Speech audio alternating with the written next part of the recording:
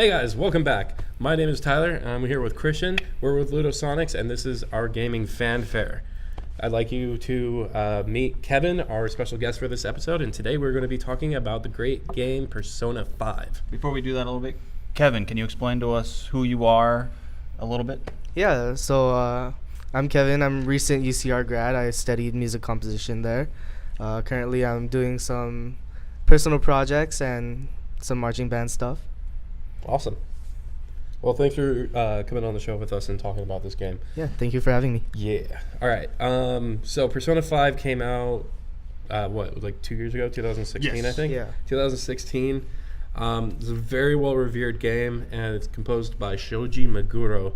He's done the, I'm not sure about Persona 1 and 2, but he definitely worked on 3, 4, and 5. And all these games have incredible soundtracks. And we wanted to start with the most recent one because it's really special.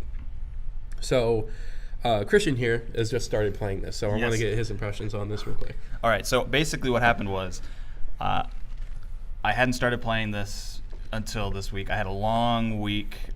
So first I had to download the game. Thank God it was on sale, which is maybe an advertisement. It's on sale for PlayStation. Go pay $30. It's totally worth it. That's what I'm going to say. It's worth the $50 too that it's usually for. But okay, so first impressions. I actually had to stop playing because I was still, the internet in the studio is really bad and I had to wait for it to download everything. Oh, right, yeah. So I got into the game probably 3 days in game. So my first reaction is, it is an incredibly trippy situation, and I'm just trying to catch up the whole time. It's like Tarantino level plot. Oh yeah, especially like with all over the place. The interrogation room and going back and the game is definitely a little bit weirder structure than the previous two games. Though I will say, despite the weird structure, it all makes sense because you'll see at the top left, the days are going faster, and you're like, oh, I'm no longer in a flashback. But I think that's really cool. So basically, this whole game is a flashback. Mm-hmm. Okay, that's I like that a lot. That's really nice. But then just it's in that regard, it's very Tarantino-like. Yeah. So then there's a lot of moments where first off, I love the music, and that just the opening sequence has one of the greatest pieces of music I've ever heard. The music is great, but it's also compounded by the incredible art direction. And just both the styles, the animation itself. Which funny thing, if you guys watch anime or anything, the person who directed the opening sequence is a person who worked on Yuri on Ice, which is known, besides being kind of gay, is known for its incredible dance sequences for ice skating dance sequences, which is why when they're actually going down through the street and doing basically ice dancing on it, that's why. So she's got really incredible talent when it comes to doing dance sequences and stuff, which is really kind of a cool feature in the game. Not a feature, but a cool little thing to the intro sequence. Well, it's also that sort of thing helps when you're trying to build a battle sequence, because everything about a battle sequence that I've seen in the few battles that I've played, because this is every JRPG that I love, where it takes about 4 hours to get to the actual game. Yeah. So that's where I am now, where I've done a couple battles. I went into that castle with Takoshima? No, that's not even a person. Are you talking about Shuji? There's a name that. No. Who's the Kamoshida? volleyball- Kamoshida, the first. Yes. The volleyball coach or whatever? The guy Yes. walking around in his boxers in a cape robe. Yes. And a king crown. I'm just sitting here what the fuck is happening? And then this little cat shows up, and then, so anyways, the choreography in the battles is beautiful. Yeah. And that's how that animation. Well, that stretches out into the entire game. Everything about this game, as the IGN article famously said, it's just oozing with style.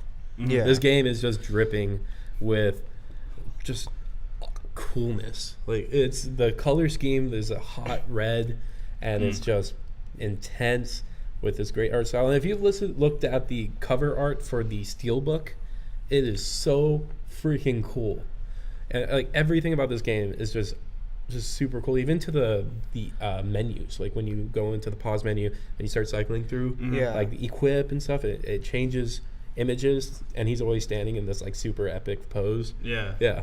It's just fuck, I love this game. even the save menu, like, it's so extravagant, but at least it always makes sense. And the text menu, like when you're on your phone texting with the other guys, and it's got like the cool pictures and stuff. Yeah, everything about this game is just really, really cool looking. And luckily that stretches out into the music itself. So to start out, we're going to talk about Wake Up, Get Out There, which is the opening cinematic song that goes along with that cool dance sequence. So let's go ahead and get into that.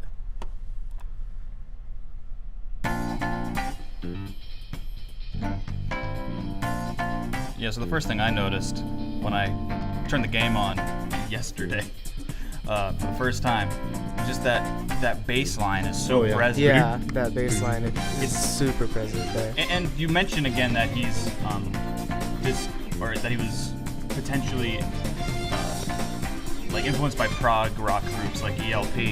And when I hear the late bass that clear, it always makes me think of Yes. Yeah. Like in the album Fragile, it's just right there in your face. Yeah, for the record, ELP is Emerson, Lake and Palmer. Sorry, for those who don't know. But yeah, definitely. Also, I really like the cymbals in this. It's kind of got this weird little effect on it when you hear in the background in the beginning part. Really cool. The violins in this, the strings, just pounce out to the ears, and they're just so powerful to listen to. Yeah. And if you remember when it was first shown, the first version of this song had no vocals to it. The vocals were added in, I don't know, a couple years later, like I think a year later or something like that, and they showed it. And a lot of people's reactions were very tepid on it. A lot of people weren't sure about how the vocals fit within the overall song. But I think that was a mixing issue, because hearing this now, the vocals are fucking on point. Yeah, no. She is such a good singer. What about you? What do you think? Yeah, going back onto bass that Christian was talking about, I really like how it really accents off beats, and on the beat is just really interesting how it interacts with the rest of the song, like the guitar and, like you were saying, the cymbals as well. It's just, there's so much going on, but each instrument has its own time, like its own time to shine, and it's really interesting about that. Yeah, for sure. But we were mentioning that you mentioned the strings, or the violins specifically. Yeah, the violins are playing this very disco-esque line that is a complete counterpoint against the vocal melody, which is a very, compositionally, that's a very dangerous move, but it works perfectly. Yeah. But it's also placed in a really good spot. It's right between the vocal lines, and it gives a little bit of an accent to the vocals. It's wake up, get out there, ba-do-ba-do, da-da-da-da-da-da-da-ba-do-ba-do. And it just has a really, really cool kind of added like oomph to it. Yeah, absolutely. And to kind of match this, when I was going through and listening to some of these tracks, what I was noticing sometimes was how like we were getting these very almost Stevie Wonder popped out sometimes, because you would hear like and the keyboard sounds are very crucial in here. Oh yeah. I don't remember hearing any actual straight up piano in this yet. There's a couple of songs that are piano versions of other songs, but yeah, for the most part, it's a lot of electric pianos, which means there's a lot of Fender Rhodes sounds. Yeah, there's a lot of these clavichords. Like I would say, at least one of the piano sounds is diegetic in the game. One of the later places you go to, there's someone playing a piano, so you'll get that there. Yeah, awesome. So moving on, we have some of the coolest music in the game. It's actually my favorite piece in the whole game, and I will actually be sitting in the what is it, the cafe that you live in, and I will just put the controller down and listen to it on loop for a long time, and that's Beneath the Mask. Beneath the Mask is just so cool. It's got this really, really groovy the Rhodes. What do you call it? Fender Rhodes. Fender Rhodes, keyboard to it, and with her incredible vocals, and with actually pretty cool and deep lyrics, considering that it's written by a Japanese guy who doesn't really speak great English. Just really, really, really good stuff. You say that, and yet one of our most famous pieces of music in the whole world is the song "Take on Me," which was written by people who barely speak English. That's true. I did not know that, but Wow. So But it just here goes to show that everyone does our music better. Yeah. Oh yeah. They take our styles and just run with it. You know? Yeah. It's so we beautiful. have 3 versions of Beneath the Mask because it is riddled throughout. There's 4 different versions total, but I don't think it's really that important to show the 4th version. Mm-hmm. So we have the original version, which is a vocal track, and it's got drums behind it. It's kind of a more upbeat tempo version of it. We have the instrumental version of it, which replaces a vocal melody with a keyboard. And then we also have one called the Rain version, which will be the vocal version. And it's without drums, and it's a lot more of a subtle and kind of more subdued and rainy version of the song. It's a very great version to use during a rainy day. It's so funny also what you're saying here about the song being replaced, or the lyrics being replaced by an instrument in the instrumental version, because I'm actually working on an album right now, and I've created all these instrumentals, but I've been so sort of scared to do vocals and whatnot. But that almost seems like at least a very video game thing where that happens a lot. Yeah. Because I think about how you'll have like Melodies of Life from Final Fantasy IX, because I mentioned that every podcast. And every time you hear that, you just sometimes hear that melody by itself, and I really like that. And what's nice about that is because you could probably actually hear the vocals subconsciously. Right. And that's not something you get that often. You know, with a normal pop song, that's what you have. You have the pop song. Right. And sometimes if you're like, I just want the instrumental version, they just take literally the vocal track out and they add something on top of it. But what I love is that they this needs the foreground. Mm-hmm. So sorry. And it does a great, and it's necessary because if you want to have that piece involved in a game section that maybe has audio going on over it, like voice acting, you don't want the vocal track there to detract from that. So you just put in the actual instrumental track with the melody line, and it gives it the way of putting that song in there without taking away from the actual scene. So we'll start with the vocal version of the original one. So here we go. Wait for it. Buffer. Sponsor UCR's internet, please. Yes. There we go. Still that incredibly present bass. Yep. I think that's just something that's a very big part of his style. It's very noticeable in almost all of his tracks that that bass is always very present. And almost chime-like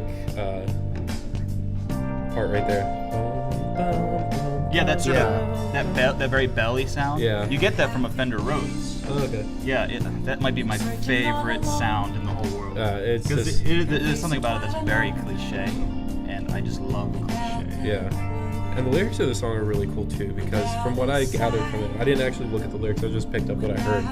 And it seems more like it's someone who's afraid of showing their true self, which is kind of a persona theme, right? It's about being afraid to accept who you really are. And that's why it's hidden inside of you. Yeah. Right? Is that the idea? Yeah. I'm trying to get. I'm persona still trying to is, figure out what persona is. Yeah. Persona there's is a a mask. part of you. Yeah, it's a part of you. But You the take mask, the mask off. yeah. There's a part right here where it's I'm a shapeshifter hiding behind my mask. And please don't take off that mask. Revealing dark. So she's like afraid of having herself exposed by taking off this facade. And it just fits with the overall game, man. And her singing in this part, in this song, is just really, really soulful and really good. And something I really love about hearing the music from this soundtrack, as well as some other things that are coming from Japan, like the most recent Mario Kart. What I love about that is this is actually, they're not using samplers or anything. This is actually recording the music, which is nice because for this sort of music where it's got jazzier elements, there is an element of improvisation that's just kind of there all the time. Yeah. And it creates a very, it just creates something new to listen to, and it doesn't always sound like a loop because of that. Right. And we get this change. And I love, the drums, The drums have a very specific feel to them that you could put together on Ableton or whatever your DAW of choice is. But a player that can just fit in the pocket is going to do that so much quicker and probably sound better as it does. Yeah, for sure. There's one thing that we forgot to bring up, the fact, and that's kind of important to Shoji Megoro's music style. This is not the type of music you hear in a JRPG. Like, it just isn't. You don't hear this. Like, this is pop. This is disco. This is rock. This is not classical music. You know, this is not a rendition of, or like a variant of like some sort of medieval classical song that you would hear in like Final Fantasy. These are songs. This isn't a composition. Like, to me, like, these are songs, you know? I love this break. Yeah. Where we start using more of the toms. Yeah. And it blows my mind that I can play this game for 130 hours and still be blown away by the music. Mm-hmm. And that's true for Persona 4. There's only one song that I didn't like, that I kind of got burned out on, and that's Aria of the Soul. Whenever you go into the Velvet Room and start trying to fuse personas and stuff. It's the one with the opera singer. It's cool for a while, but after like 3 games, you're like, okay, I've heard this girl sing enough. But that's the only song. And there's 110 songs on this album for Persona 5. There's almost 4 hours of music for this one game. So let's also talk about how prolific this guy is, man. Mm-hmm. Like, who writes 110 pieces of music in a 3-year span?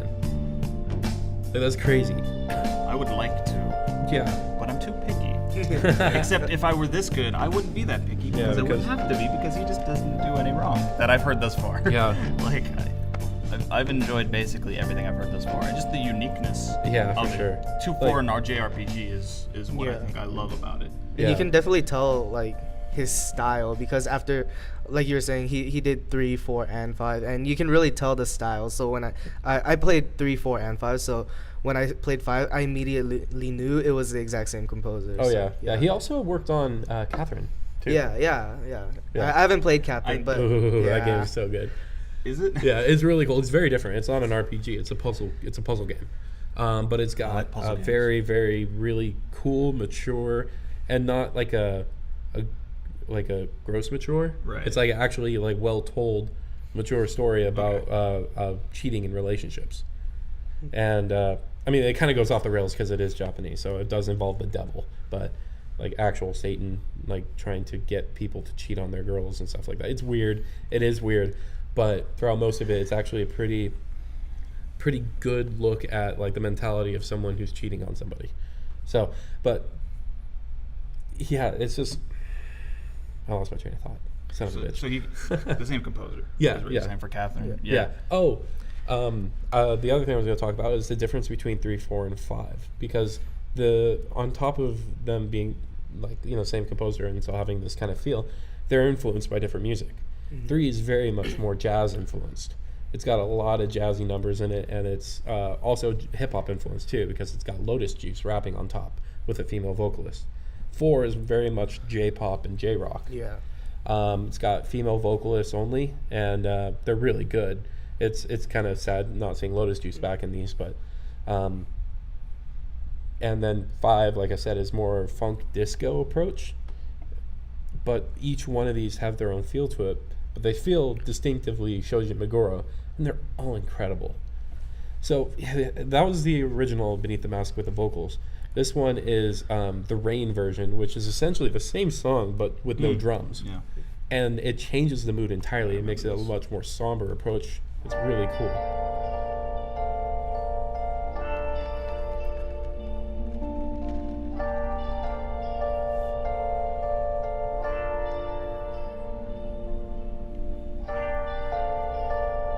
It's, and again, I was mentioning last week with Dearly Beloved from Kingdom Hearts, which will probably come out after this. Yeah. Full disclosure. So, we had a little hiccup with the. I fucked up.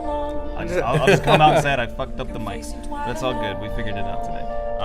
But no, this vamp is like a 2-measure idea.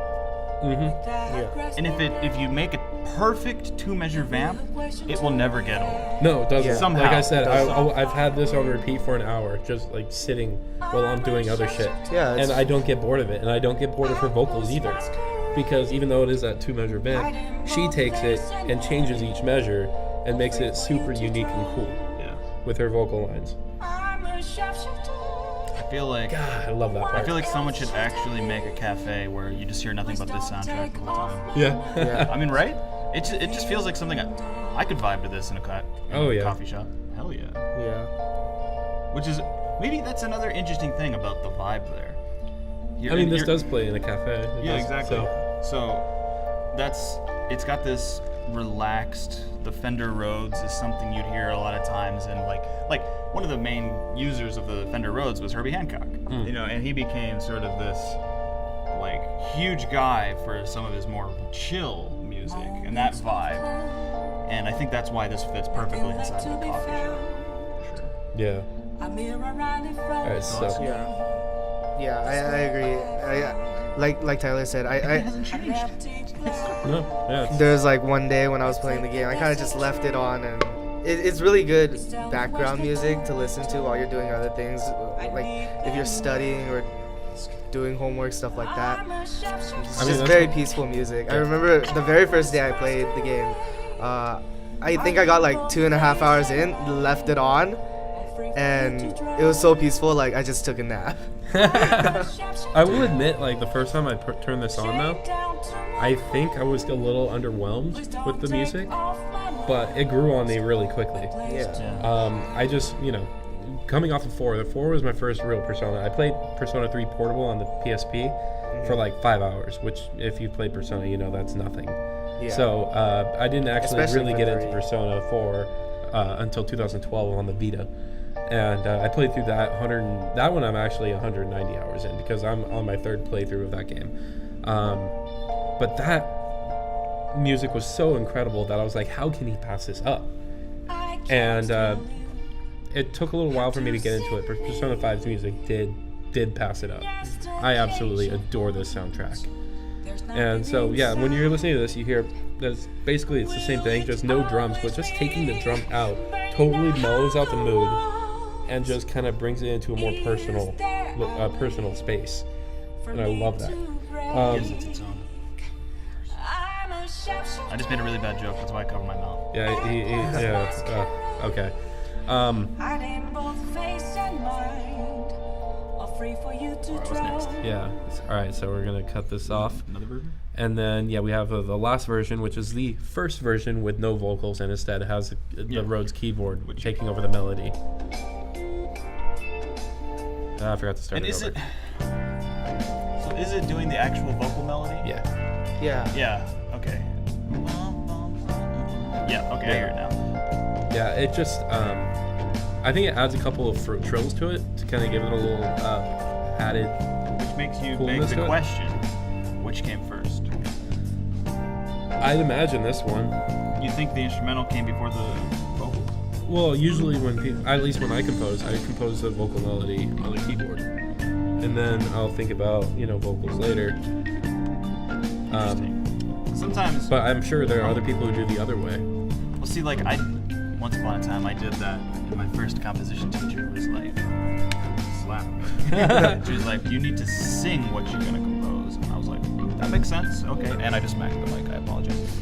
We can pop that out. So for me, I would think there's something inquisitive about the way a vocalist says the lyrics. The lyrics give it the rhythm. Yeah. And those sorts of things. No, that's true. So I'm always like, it doesn't matter which came first. I'm always just curious about that. 'Cause from what I hear, because I think it happened, the opposite happens a lot. So from what I'm listening to, I think the song may have come first. Like he wrote the vamp. The vamp was there. That was the first thing. I think then he got the vocalist in. Then when we needed just the instrumental version, okay, well then let's just get. Yeah, I mean that's probably what happened. I can see that. And when I think about it, I mean like I've only done one vocal piece so far, and that one was writing down the melody and then building lyrics on top of it, which was a bitch because I was doing it with in Japanese. Oh yeah, you should. Which was kind of a pain, but I altered the melody to the lyrics, so I changed the rhythm and stuff like that. Okay. But with the musical that I'm trying to write, I'm getting the lyrics and then I'm building the melody around the lyrics. Yeah. So I'm going to be trying it a different way, so I can see where people are coming from. Because that can create such interesting music. And another thing that, like, I didn't until just now actually know there were vocals to this, because I'd only heard the instrumental version as you're walking through the day. So in my mind, like, this is a great way of actually getting like a compositional idea. Like, I don't know if you were there at UCR. There was a guy that came and he was talking about how he wrote an entire piece off of an angry, like, text he sent somebody once. He was where the text was like had this very specific rhythm where he was like, it one of the Wednesday things? Yeah. I think I missed that one. Yeah. That would have been cool though. Yeah. So just it's so funny how words can create the instrumental ideas that I really love. Yeah. Because I think that happens a lot. Yeah.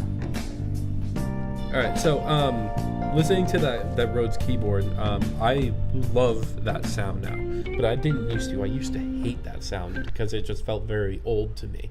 And the thing that changed it for me was this song called "A Sky Full of Stars." Now I know I'm breaking the rules here that I set, because this is actually from Persona 4 Golden, not Persona 5. But I love this so much I want to talk about it. It's very different from the music in Persona 4 already. Like, this is, I don't think that most of Persona 4 has that organ sound to it. So what we just heard, that's not quite organy, because the Fender Rhodes has more like the tinny sound. Uh-huh. Yeah, so it's got that tinny sound. But this... well, I was just talking about the vocal line of the organ, like that part. Oh, sorry, yeah. Yeah. So, yeah. Oh, yeah, I'm being stupid. So this is the version from Persona 4 called Sky Full of Stars, which really, like, emphasizes the organ. And it's the part that plays whenever you go outside at nighttime. Yeah, this is the kind of sound you'd almost hear... Yeah, sorry, I know what you're talking about now from the last one, with the organ sound. So this is probably like a Hammond organ of some sort, which, you know, like, you got groups like The Doors. That's why it sounds so cheesy and old now. Is like The Doors back in the early 70s, late 60s were using this organ sound on their very, very specific style of music. ELO, like, I could see ELO doing this on their first album. Yeah. Yeah. Before they actually could afford an orchestra. Yeah, and this is very much like, you definitely stopped hearing this in the 80s. So to bring it back in the new millennium is just kind of this awesome use of retro to build a new sound. Yeah. And it really does a great job at separating Persona from the rest of the RPGs, because, I mean, it is a different game. You know, not any other RPGs allow you to do half dungeon crawling, half high school sim. You know? We were talking about this before the podcast, but Persona is basically just a dating sim. Yeah. Covered with a layer of, you know, JRPG dungeon crawling. Yeah. And it really works somehow. And, like, it brings in people who hate the concept of dating sims and other people who hate the concept of RPGs. Yet it still finds a commonality between them. And it's just, God, it's so cool. Yeah, it's nice to fuse gaming genres to bring in a whole new crowd. Mm-hmm. Yeah, because you're right. I get that with the fact that there is a day-by-day system like that. I was like, this is a dating sim. Just seeing that, I was like, okay. But then all of a sudden, like, I have that battle sequence. But yeah, it's also cool because, like, I've played other RPGs that have a time sort of thing, right? You have games like Majora's Mask. You have games like Lightning Returns, Final Fantasy 13, which has that 13-day cycle and it's got a clock counting down. And then there's the Atelier series, which are RPGs based around time, and if you run out of time, then you're fucked. But Persona does it in a way that gives you that sense of time is moving and that you have to do stuff, but gives you plenty of time to do it, and it doesn't make you feel overwhelmed with the lack of time that you have. Except for 3. 3? Except for 3. To be fair, I haven't beaten 3. I got maybe 20 hours into 3. I want to play it and I want to beat it, but I don't have a system that plays it really. I don't want to play the PSP one, and I don't really play my PS3. Yeah. So I find it interesting hearing you guys talk about how many hours you've put into the game, because I've been noticing at the beginning of the game it says time is very important. Make sure you use your time wisely. But it seems like it's unlimited if you're going for that long. Yeah, but at the same time, at the bottom right of the screen, every loading screen, it says take your time. Yeah. It says take your time. It's okay. You're not being rushed. You have plenty of time to do everything you want. Now, if you want to try to get all of the social links and upgrade your character and do everything, then you do have to manage your time. So you have to be like, okay, it's after school. You could just go back to the cafe and continue on to the next day. What I do. But you could also spend that time going to the batting cages and upgrading your strength. You can go to work to upgrade your charisma. There's always something that you can do to better your character, and none of it's ever really a waste. The only time you can waste your day is two things: either just skipping it, or if you're trying to do a social link and you pick the wrong answer, you'll get only 1 credit towards 1 or 2 credits towards the upgrade of the social link rather than 3. If you ever pick a response and you see that they have things coming out of their head, like a smiley thing or whatever, it'll be 1, 2, or 3. And depending on which one you get, it'll take longer or shorter to actually rank up the social link. So it'll expand the amount of time doing that. You're making me feel slightly depressed because you just said to better your character, you shouldn't just go right home once you're done school, because that's what I do in real life. It's like, well, time to take a nap and just sleep. Oh, dude. Turns out I should be doing life things. Until I went to UCR, that's what I did. I would go to school, and as soon as class would end, I'd go right to my car to go home, then to go to work and home. Which is why I was happy to come to UCR and actually live here, because it gave me the time and opportunity to actually do stuff. Which is frankly how I met all the people that I know at UCR through school and stuff, and all the clubs that I took part in, because I took part in quite a few clubs actually. But yeah, it was all just because I finally decided to embrace life, quit work, and take on a debt of $20,000 into a very future. Small public service announcement. Get out there and have fun. Yeah, that's this life. Yeah. So go UC Riverside. Well, was it your other college that was the most party town? Yes, I am an alumni of the University of Delaware, which Princeton Review just called the top party school in the country. So I'm. Yeah, you didn't party at all over there, did you? Oh, I partied. Oh, okay, cool. But it was like the gaming parties where it's like breakout Super Smash Bros. Melee, specifically Melee, because I wanted the broken as shit Falco so that I could throw people off the map and down kick them. Okay, yeah. He knows. I know. So now I just have to do that as Falcon in the most recent game, but yeah. All right. Well, hopefully they'll bring something back like that for the new Smash. I know. So Sunset Bridge is another song that kind of borrows the motive, the instrumental motive, not the vocal motive, but the instrumental part from Beneath the Mask. But it's a different kind of even more chill version of it. It's like, Sunset Bridge. It's like you're chilling on a bridge with the sunset. So here we go. And so what I love about this, that one cymbal sound with it's got like an effect on it. I don't know what that effect is, but it's like it's taking certain frequencies out, and it almost makes it sound like a trash can. Yeah. It makes it sound really lo-fi. Yeah, but then it just becomes part of this soundscape that is this chill moment. Yeah, here's where you start hearing the motive.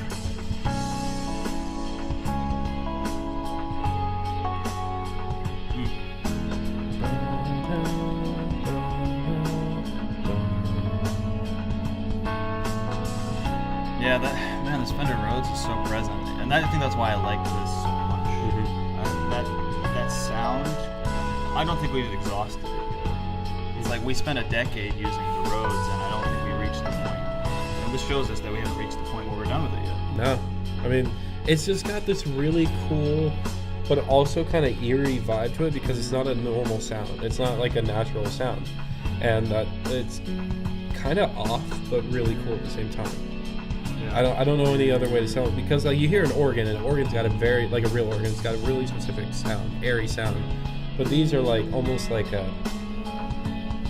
candy version of fruit, It's like where it's just like, oh yeah, that's strawberry, and then you actually think about it compared to a strawberry, you're like, no, that's not strawberry at all. Yeah, it's the uncanny valley of instruments. But it still tastes good. Yep. So yeah, that's just like kind the of digestible sound of the organ, Yeah. Let's see. So yeah, there's that. Now we wanted to talk about, or Kevin here wanted to talk about, motherfucker. All right. Kevin wanted to talk about a song called "Rivers in the Desert." Now, what is it about this? the instrumental version? Or Yeah, the instrumental version's fine. Something that really just caught my ear about this piece was it's slightly different from the rest of the soundtrack, where you have this kind of funk disco, kind of hip hop kind of vibe to it, but it adds like this electric guitar, which you do get in other pieces in like or songs in the game, but this one just really caught my ear because it was the first time I heard it. It's more distorted this time, right? Yeah, it's like really distorted. You have like this electric guitar, but you're still like there's still this funk and hip hop kind of feel to it. Yeah. You know, that's just the thing about this. When a game has 110 pieces of music, there's going to be songs that you can kind of interchange, you know, when talking about it. So we're just kind of bringing up the ones that kind of just personally stood out to us. Yeah. So there's other songs that we could talk about, but these are just the ones that we wanted to talk about. So here we go with Rivers in the Desert.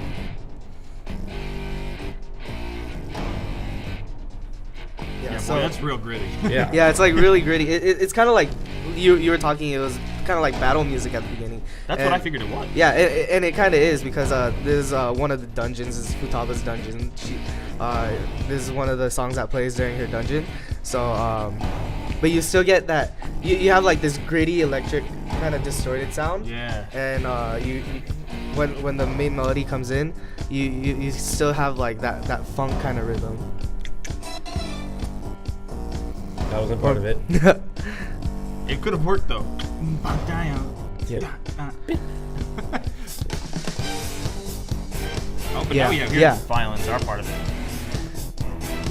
And like what I like is he still keeps to like his kind of core instrumentation that he uses throughout the entire soundtrack.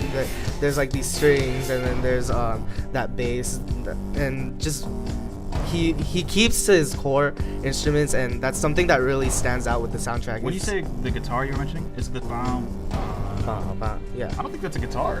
Not really a guitar, but like kind of like an electric kind of distorted sound. Yeah, it's distorted like synth of sorts. Yeah. It's because it's got a lot of harmonics on top of it, where it's got the low frequency, but then it has all these really like mid frequencies that sound kind of bad, but in a good way.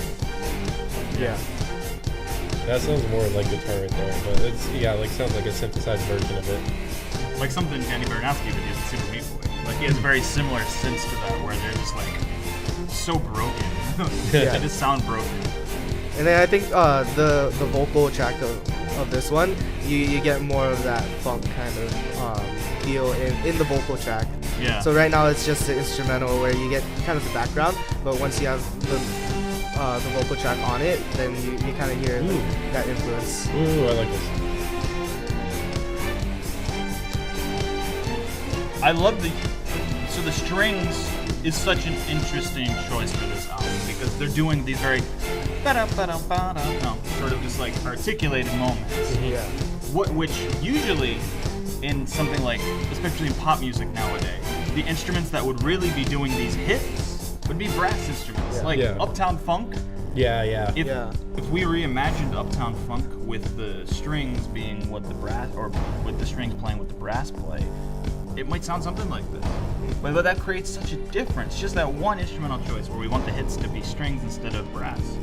That's very, very powerful.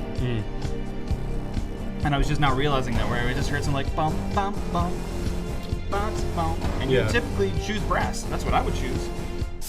And it's making me think, like, next time I assume I'm gonna follow a very safe decision with my composition, try something different. Yeah. Just try a different, because it's so. It's nice too, because I think we get some of the higher harmonics, whereas I think the brass, if you used brass in this, it'd probably get a little muddy, but it keeps the clarity. Yeah. It's not. Well, I've always felt brass is kind of better if you need power. It's more to it's Fanfare for the working man type of power. Just raw emotion and power, whereas strings kind of gives you the more dynamic range. I don't know. Yeah. So, and that's a nice thing. It tries to keep it subdued throughout this. Yeah. Like, this is one of the heavier tracks, but it's still. Well, now this is very subdued, but this is a very interesting section of this piece. Yeah. There's a couple really crazy turnarounds in this. like earlier there was that string section that was just total out of left field melody that dropped Yeah. into rising melody. What was that? Was they playing the vocal? No, the instrumental version doesn't have the vocal, but like you still get the idea. There's like all these various different sections. You start off very heavy with that synthesizer sound you were talking about, Yeah. and then we transition into these strings, and then you kind of have these interludes or these kind of drum break sections. Kind of just there's so much going on, but it flows really well. Yeah. Yeah. All right. So moving on, we have the piece I wanted to bring up, which is another example of how great the guitar, like this is got great guitar and use similar to a disco style that you might hear with like the band Chic or something. So we have. Yeah, the guitar's got a flanger on it. Yeah. Kind of reminds me of the Get Lucky song from Yeah, Daft Punk. Nile Rodgers style guitar playing. Yeah. Exactly. Which comes from that disco funk world, Mm-hmm. for sure.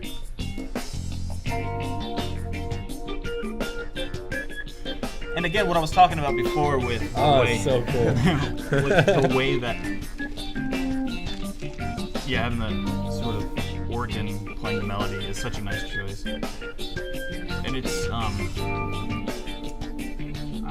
forgot what I was gonna say. Wait for it. The feel of the song. So again, having live musicians play this allows them to get a feel going. So this is really laid back. Yeah. Right? Yeah. When you put something into Ableton or any other DAW, I just say Ableton all the time because that's what I primarily use. It's always like landing on the beat. So if I want to make something sound more laid back, I have to go in and particularly like move certain things left and right to make it feel like it's behind the beat and it's not rushing the sense. You know what I mean? Yeah. That's a big Yeah. problem with a lot of these That's- electronic music tracks nowadays. Yeah, that's Or- one of the things I'm trying to work on. That Yeah. you told me about that I should try to work on because that would definitely kind of change things. Yeah. a bit. One of the things that helps that actually is like you could put. It's interesting in Ableton is how they actually still have live musicians creating grooves in that program. Because in Ableton you can actually use a specific track which has like 16th notes, and certain ones are like displaced to match a certain feel or like a swing of sorts. Yeah. And you can just click that button and it'll shift everything to change that. Oh, that's cool. Yeah. Yeah. And but I feel like that's not what was done here. But this was definitely like live musicians. Yeah. Yeah. Let's see. This one, Bar You Comer or something. It's a weird name. Anyway, this I wanted to bring up. It's a short song, but this is kind of showing the range of the game and the music in it. I'm not entirely sure. I think this might be a diegetic piece or something, but it's just a cool jazz piece, to kind of offset everything that you hear in the game. There we go. Piano. Yep. Hooray to prove me wrong in the podcast. It's okay. I knew there might probably some. Yeah, this is. This is the shit I want to hear when I go to drink at a bar. Not the super loud. And I got a feeling Yeah. that tonight's gotcha. Fucking- But yeah, this is classic. Yeah. Right. So. Yeah, because this is where you walk up to the bar, you wink at the bartender, they just slide you a drink. You don't even pay for it. They give you an adios, motherfucker, or something like that. I feel like this does play at The bar keeps sending me the a drink. bar in the I need to game find out what because that place you is. do travel to a red light district in the game. Oh. So Oh my, so it's sensual. yeah. We're going for a sensual vibe here. Okay. So I'm turned on. just going off of how you were saying it was a diegetic piece. So I actually think it does play at the bar when you go there in the amazing. game. Interesting. That's All right, amazing. cool. But yeah, that was such a different track because you got the piano, but the drums were especially different because no longer were the drums using real drumsticks. It was a brush. Oh, Yeah. So the reason the brush is to get this like. But still nice keeping relaxed. that jazzy swing feel. Yeah, exactly. So that was a nice one to bring it down. And if it is supposed to be in an area that's like very different than everything else, that's a Yeah. good choice. Yeah. Yeah. So there's the song Alley Cat, which I don't know where it lands in the game, but I was listening to it, and it's just got this really cool emotional melody to it, and somber kind of feel to it. And I wanted to bring it up because we don't hear a lot of this type of stuff in the soundtrack. The soundtrack is a lot more fun and upbeat, so I wanted to kind of bring up something a little bit different on here.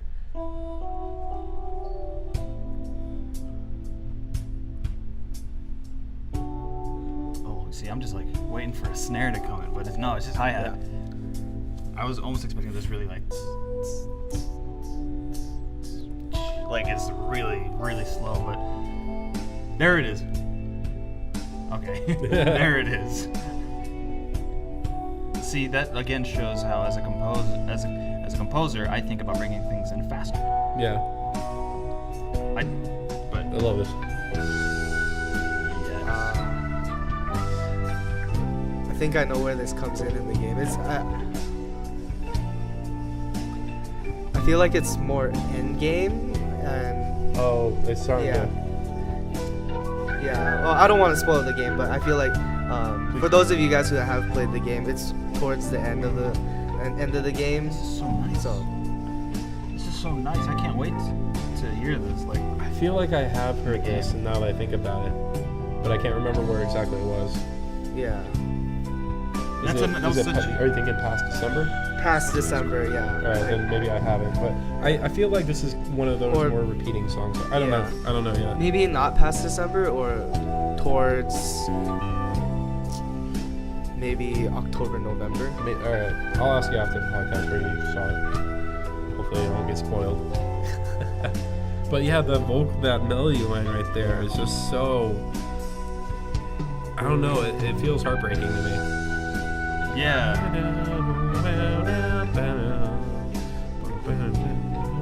This just reminds me of Careless Whisperer for some reason. Which was It's the George Michael, right? Yeah, the saxophone.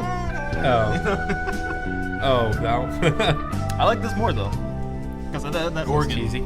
That organ is very, very powerful to me, and I've always loved that sound so much. And when he's playing those melodies, it's got very. Does this have lyrics? I don't think so. Yeah, that's what's interesting. The melody feels very good. Yeah, it does. Yeah. I was thinking, I thought there was too, but it doesn't say instrumental, so. Yeah. So then again, there might be an example of a track that had lyrics at one point. He was like, "No, I'll just use this for something." And I think that's something that really stands out about his compositions and his soundtracks is a lot of them have very singable melodies. Yeah. So even if it's just purely instrumental without any vocals to begin with, you can always go back and add a vocal track on top of that. Yeah, absolutely. Yeah. I don't know why this popped in my head, but when I was playing this yesterday, it made me think of a game that I hadn't thought about in ages. That I vaguely remember having similar music. A game called Custom Robo.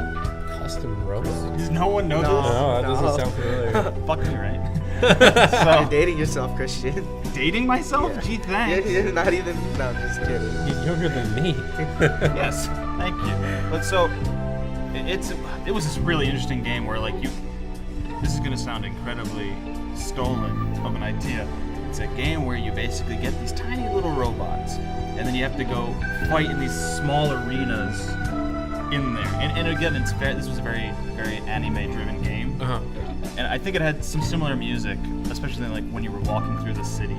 And I don't know, it just made me think about it. But I'm not saying I find all anime the same. I just remember the music being very laid back to this, for sure. If anyone else has played Custom Robo, I would like to know that I'm not the only person that bought that game. So, in the comments, save me. In fact, we need to put in the tags, we need to put Custom Robo be so that the one person searching for Custom Robo finds this. Oh, yeah.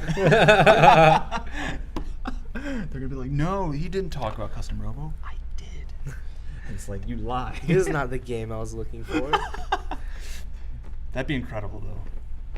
Just saying, you guys should play that. It's a GameCube game, but it's a blast. Sorry. So this this song is called Arc. This takes place around in December. It's towards one of the main villains' final palace. It is really interesting and different sounding song. It's more of a rocky song. I don't know if it's rocky, but it's here. Just hear it out and tell me what you think. That's guitar. Or no, definitely distorted bass too. So he takes that bass and he distorts it. It's got that driving line.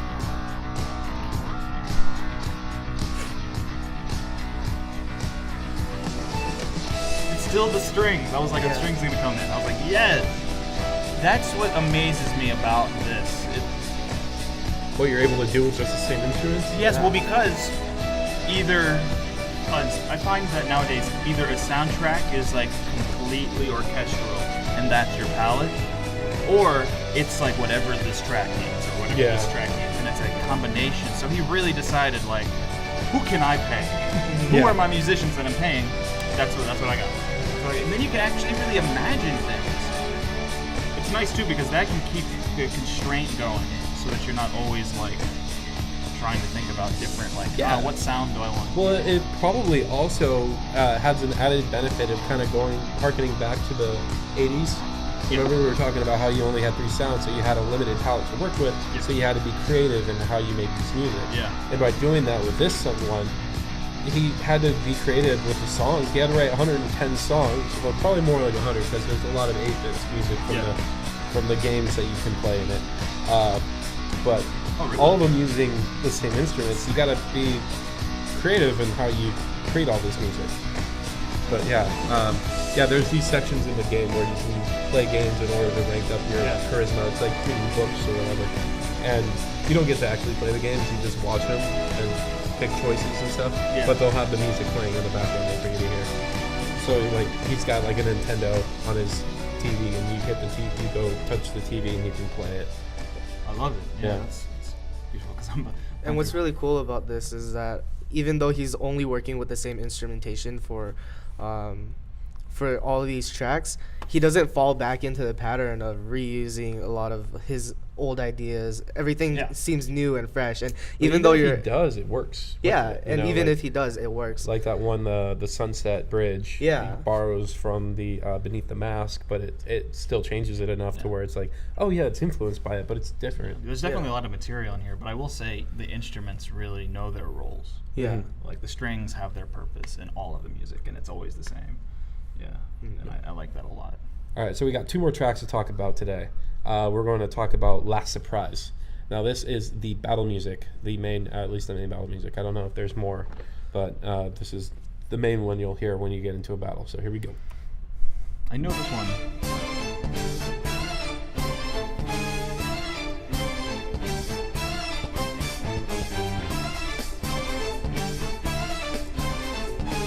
I hear this and I just want to start. Great intro to the battle. I hear this and I just am like waiting to see like Casey and the Sunshine Band. Yeah. But the cool thing is that then it like slows down and you're just like.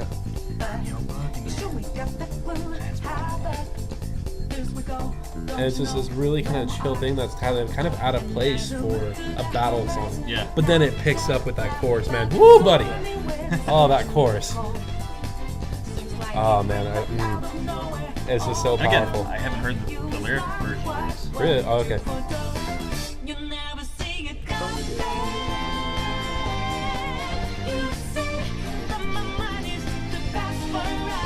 I am so thankful that you made me play this game because I'm so inspired. So inspired. I haven't felt like inspired in so long. Oh man, that makes me happy. I'm gonna write some disco. See, I've been trying to, but I haven't had the inspiration that I've needed. Yeah. I don't even listen to like the guitars.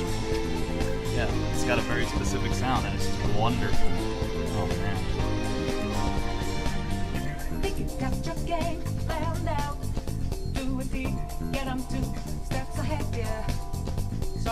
So yeah, this is when you hear that you're in a battle, you actually are doing these really trippy battles, and I never fathomed that, which was always interesting. Yeah. I was trying to imagine, like, I remember Persona kind of had that like dating sim vibe to it. I was like, what the hell am I gonna battle in this game? And then all of a sudden you're in a dream world, and these fucking knights turn into giant pumpkins. Yeah.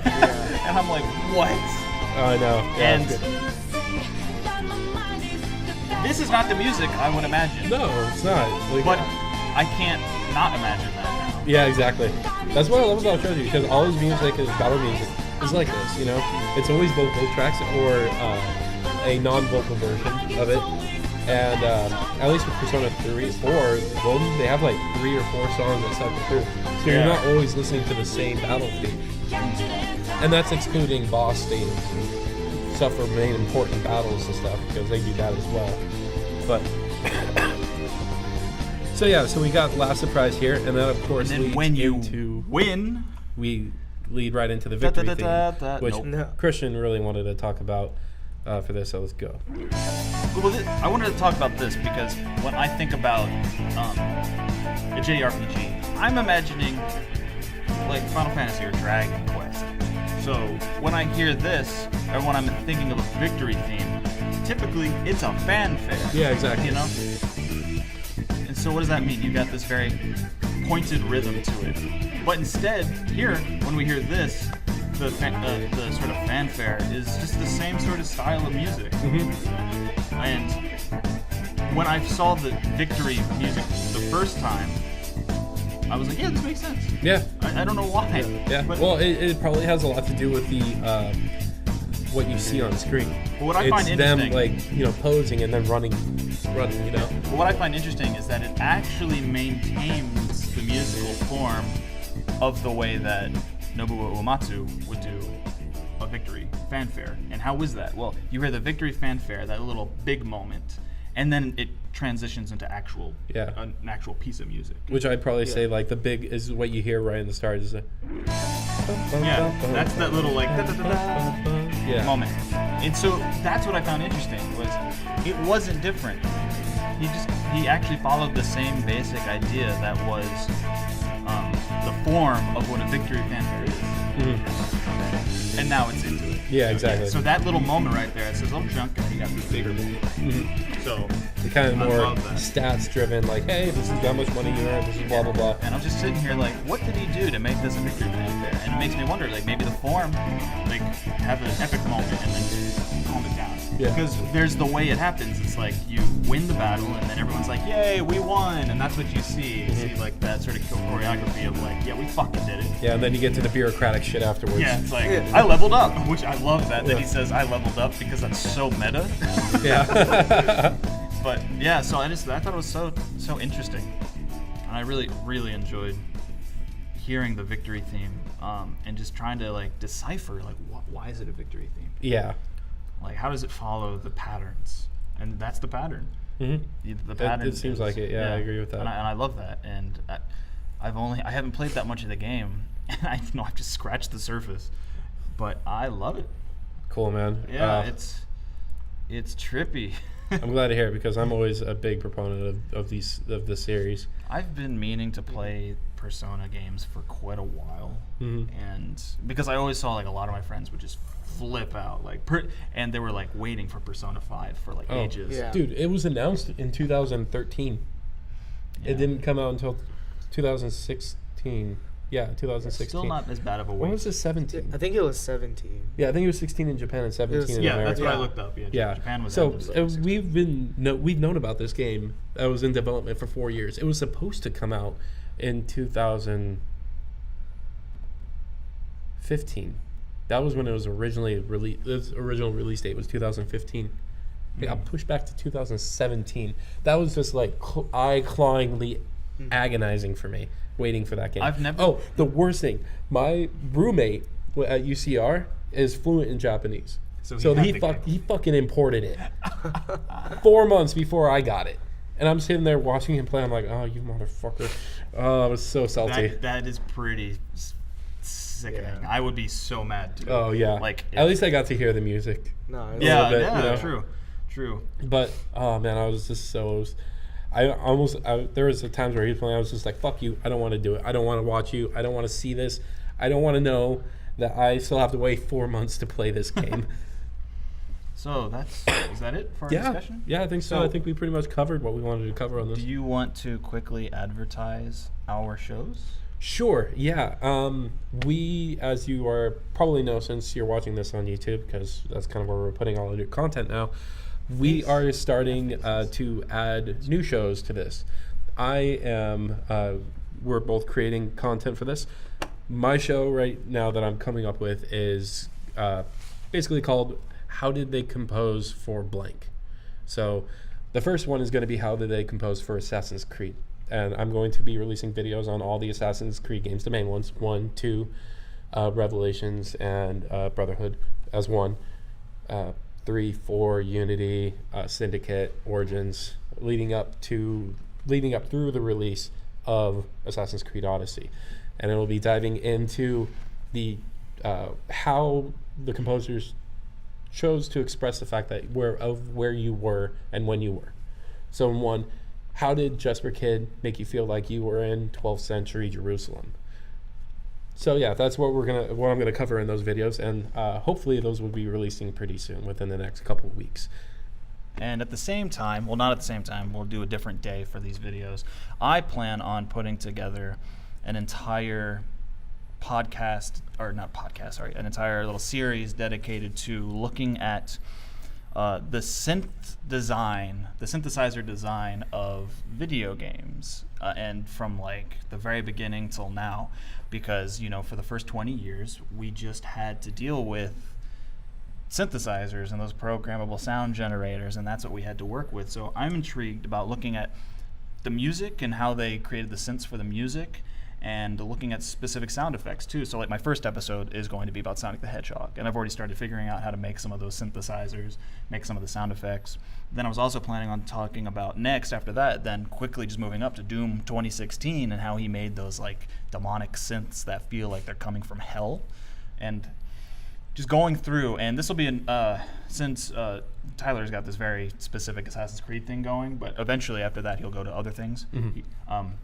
This is really nice, though, the whole music history thing. So what I plan on doing is I have some that are already planned, and I have a whole list, basically, of what I have in mind. And I think it would be nice if anyone's watching, if we got some, because this is supposed to be dedicated to not just video game composers or sound designers, but also EDM artists and film composers, because they use synths too, and in such a unique way. So I plan on looking at all of that, and if you have any suggestions, just let me know in the comments. Yeah. When we release that. And we want to again thank Kevin. Yep. Thanks for coming, providing man. his expertise, more expertise than me. Yeah, it was a lot of fun. Thank you for having me. It was a lot of fun having a third person on here. So anytime you want to come back and do this with us, for sure, man. Sure. Just let me know. I'm always happy to be on these things. So I mean, this is my first podcast, but So here's my question: what are we talking about next week? That's a good question. Well, I've made a list, and I have a couple of. Let me bring up my list real quick, because I have some. Can I pick? Can you pick? Sure. Do you want to look at a list? I already know. Oh, go for it. Hitman 2: Silent Assassin by Jesper Kid. Hitman 2. You're making me buy all these games. Can we hold off on that and Yes. maybe do something Okay, that we've all done? Yes, that's fine. And we have in our minds, because I'm like, no, not Yeah, another all right. one. Have you? Let's see. Well, keep that in mind, everybody, because that's going to be an episode, whether he likes it or not. I'm glad. Yeah. So what about? Have you played? So there's some topical things happening right now. Did you ever play Red Dead Redemption? Yes, I did. Oh, can we talk about that? Sure, I'm not too versed on the music, but... Wow, the music, once you go back to it, Wild West to the core, and as we all know, Red Dead 2 coming out October 26th. Yep, just got the release of that video gameplay footage. Holy fuck. Gonna be getting another one pretty soon, so Holy- keep hyped about that for sure. But yeah, cool. So Red Dead Redemption for next week. There's just great music, and you just sort of like remind ourselves like of what makes it Western. That's a thing I've always been, because I love Westerns. Yeah. It's something. And with that game coming out, it feels topical. Yeah, for sure. I'm a little frustrated because I should have been done playing Spyro the Dragon Reignited Trilogy by the time that came out. But no, now I have to actually, instead of that, wait till November 14th for that to come out. Yep. So I only have a week and a half to play through what might be one of the biggest fucking worlds anyone has ever made. Yeah. So we'll give it a shot. I don't know. Well, luckily Spyro is not nearly as big, so that's a game that you can kind of I know. Yeah. Dick around in. Yeah. In the And then once I'm meantime. done that, Fallout 76. There's too many good games coming out. Yeah, I'm a bad. little tepid on Fallout 76, so we'll see about that. Yeah. Yeah, I don't know. I'm not a big online player, especially MMO like games. So we'll see how that goes. Cool. Well, But thanks everyone. Thanks, yeah. This has been a lovely podcast. So thank you again, Kevin. Thank you. I'm Christian. Tyler. Kevin. Peace.